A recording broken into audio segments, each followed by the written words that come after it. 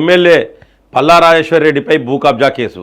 ఆయన భార్య నీలిమ మరొకరిపై కూడా డూప్లికేట్ డాక్యుమెంట్లతో ప్లాట్ కబ్జా చేస్తున్నారని బాధితురాలి ఫిర్యాదు. ఎఫ్ఐఆర్ నమోదు చేసిన పోచారం ఐటీ కారిడార్ పోలీసులు. ఇది పల్లా రాజేశ్వర్ రెడ్డిపై భూ కబ్జా కేసు. ఆయన భార్య నీలిమ మరొకరిపై కూడా జనగామ ఎమ్మెల్యే పల్లా రాజేశ్వర్ రెడ్డి ఆయన భార్య నీలిమ మరొకరిపై భూ కబ్జా కేసు నమోదైంది. డూప్లికేట్ డాక్యుమెంట్లతో లేఅవుట్ను అగ్రికల్చర్ ల్యాండ్గా కన్వర్ట్ చేసి తన ప్లాట్ను ఆక్రమించుకునే ప్రయత్నం చేశారనే బాధితుల ఫిర్యాదు మేరకు పోచారం ఐటీ కారిడార్ పోలీస్ స్టేషన్లో ఎఫ్ఐఆర్ రిజిస్టర్ అయింది. పోలీసులు తెలిపిన వివరాల ప్రకారం గట్కేసర్ చౌదరిగూడ గ్రామంలో సర్వే నంబర్ 796లోని రామంతాపూర్కు చెందిన ఎంఏ రషీద్ ఖాదర్లకు చెందిన పట్టా భూమిలో 1984-85 ప్రాంతంలో 167 ప్లాట్లతో గ్రామ పంచాయతీ స్థాయిలో వెంచర్ వేశారు. 2020లో చాలామంది ఈ వెంచర్లో ప్లాట్లు కొనుగోలు చేశారు. గుండాల మండలానికి చెందిన ఉట్కూరు మల్లేశం అనే వ్యక్తి కూడా ఈ వెంచర్లో ప్లాట్ కొన్నాడు. ఈయన దగ్గర మేడ్చల్ జిల్లా పీర్జాదిగూడ కార్పొరేషన్ బుద్ధానగర్కు చెందిన ముచ్చర రాధిక 150 గజాల ప్లాట్ కొనుగోలు చేశారు. తాను కొనుగోలు చేసిన ప్లాటుకు బౌండరీస్ ఏర్పాటు చేసుకున్నారు.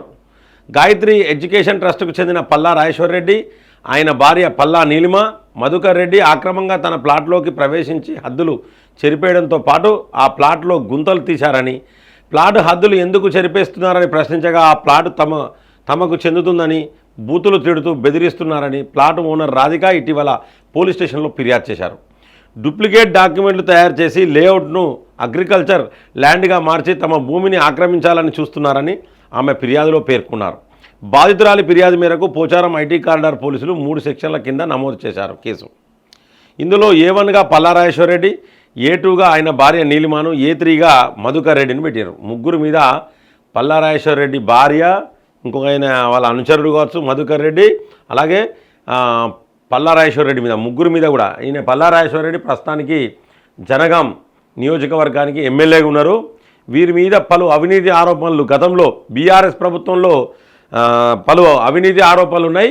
ఈయన ఏంటంటే కేసీఆర్ కుటుంబానికి, కేసీఆర్ కంపెనీకి కొంచెం ఈయన దగ్గరగా ఉండేది. అంటే ఏ పని కావాలన్నా ఎమ్మెల్యేలు మంత్రులు చేతులు కట్టుకొని పల్లా రాజేశ్వర్ రెడ్డి దగ్గరికి పోతే పల్లా రాజేశ్వర్ రెడ్డి అప్పుడు ఆయన అంజాన్ని కొట్టేది. ఏంటంటే మొత్తం ఇక కేసీఆర్కు నేనే రైట్ లెఫ్ట్ అని చెప్పేసి ఆయన పల్లా రాజేశ్వర్ రెడ్డి మీద కూడా కేసు అయింది. ఈ మధ్యలో చాలా కేసులు అవుతున్నాయి. ఖమ్మంలో కేసు అయిపోయింది. బీఆర్ఎస్ నగర అధ్యక్షుని మీద కూడా ఖమ్మంలో కేసు అయింది. అలాగే కేసీఆర్ మీద కూడా కేసు అయింది. కేసీఆర్ మీద యాంటీ కరప్షన్ బ్యూరోలో కేసు నమోదు చేయాలని, కోకాపేట భూముల విషయంలో ఏదో సంథింగ్ కేసు నమోదు చేయమని అన్నారు. అలాగే ఇప్పుడు సిబిఐ కూడా ఎంక్వైరీ చేస్తాం, మాకు సౌకర్యాలు కల్పించమని అన్నది. అంటే బీఆర్ఎస్లను కేసులు అనేటివి వెంటాడుతున్నాయి. చాలా టెన్షన్లో బీఆర్ఎస్ ఉన్నది. ఇక బీఆర్ఎస్ అనేది లేవడం చాలా కష్టం. చాలా దుర్మార్గాలు చేసింది. ఎంత ఇబ్బంది అంటే పోలీసును ఉపయోగించుకున్నది, రెవెన్యూను ఉపయోగించుకున్నది, అధికారాన్ని ఉపయోగించుకొని అధికార దుర్వినియోగానికి పాల్పడి సామాన్య ప్రజలను సైతం చాలా ఇబ్బంది పెట్టిన పార్టీ ఏంటిదంటే బీఆర్ఎస్. అదే టీఆర్ఎస్, అదే బీఆర్ఎస్, కేసీఆర్ పార్టీ. కాబట్టి కేసీఆర్ పరిస్థితి ఏంటంటే ఇప్పుడు వీటిలోకి వెళ్ళి బయటికి రావడమే కేసీఆర్కి చాలా కష్టం. ఇక ఎలక్షన్లు అంటే ఇక చాలా అది ఎలక్షన్ల గురించి మర్చిపోవాలి. ఈ కేసులకి వెళ్ళి ఎట్లా బయట రావాలి? ఎందుకంటే ఎప్పటికీ నేనే ఉంటా ముఖ్యమంత్రి, నా తర్వాత నా కొడుకు ఉంటాడు, నా కొడుకు తర్వాత నా మనవడు ఉంటాడని. ఇది కుటుంబ పార్టీ కదా. కాబట్టి అహంకారంతో ముందు వేరు. ఇప్పుడు వీళ్ళను కేసులు అనేటివి వెంబడిస్తూ ఉన్నాయి. ఇటు కాళేశ్వరం కూడా చాలా పెద్ద ఎత్తున ఇబ్బంది అయ్యే అవకాశాలు కేసీఆర్కు ఉన్నాయి. కాబట్టి బీఆర్ఎస్ స్కేల్ ఖతం అయిపోయినట్టు కూడా మనం క్లియర్గా తెలుసుకోవచ్చు. పల్లా రాజేశ్వర్ రెడ్డి మీద కేసు నమోదు చేసిర్రు. ఇది మంచి శుభ పరిణామము. ఎందుకంటే పల్లా రాజేశ్వర్ రెడ్డి మామూలు మనిషి కాదు. ఈయన మామూలు మనిషి కాదు.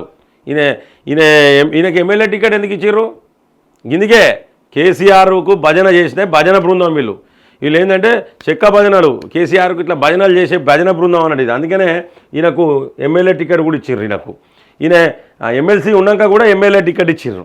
ఎమ్మెల్సీ ఉన్నది కదా, అయినా ఎమ్మెల్యే టికెట్ ఇచ్చారు. ఇట్లా ఇస్తారన్నట్టు భజన బృందానికి ఈ విధంగా ఎమ్మెల్సీ ఉన్నా కూడా ఎమ్మెల్యే టికెట్లు ఇస్తారు. ఎవరైతే కేసీఆర్ సన్నిహితులు ఉన్నారో వాళ్ళకే రాజభోగాలు అనుభవించిర్రు బీఆర్ఎస్ ప్రభుత్వంలో. కాబట్టి బీఆర్ఎస్లో ఉన్న కొంతమంది సామాన్యులు అందరికీ కూడా నేను చెప్తున్నా, చాలామంది మంచి వాళ్ళు కూడా ఉన్నారు బీఆర్ఎస్లో. కొంతమంది కార్యకర్తలు, కొంత చిన్న నాయకులు, వాళ్ళు మంచి వాళ్ళు ఉన్నారు. ఇక మీరు బీఆర్ఎస్ను వదిలిపెట్టండి, భారతీయ జనతా పార్టీలో రాండి, సిద్ధాంతపరమైన పార్టీ. నేను వెల్కమ్ చెప్తున్నా. దయచేసి మీరు ఏమాత్రం ఆలోచించకండి. ఈయన పని అయిపోయినట్టే, కేసీఆర్ పని అయిపోయినట్టే. కేసీఆర్ పని అయిపోయినట్టే. ఉట్టి బయటకు మీటింగులు అనేవి ఎందుకు పెడతా ఉంటారంటే బయటకు, ఎందుకంటే ఆయనను కాపాడుకోవాలి. ఇప్పుడంటే ప్రజలందరూ మీరందరూ తోడుంటే నన్ను కాపాడతారు అనే ఉద్దేశంతో మాత్రమే ఇవన్నీ మీటింగులు పెడతాడు. గొప్పకు హెచ్చులకు మీటింగులు పెడతారు. ఈ యొక్క కేటీఆర్ కావచ్చు, కేసీఆర్ కావచ్చు, హరీష్ రావు కావచ్చు, వాళ్ళను వాళ్ళు కాపాడుకోవడానికే.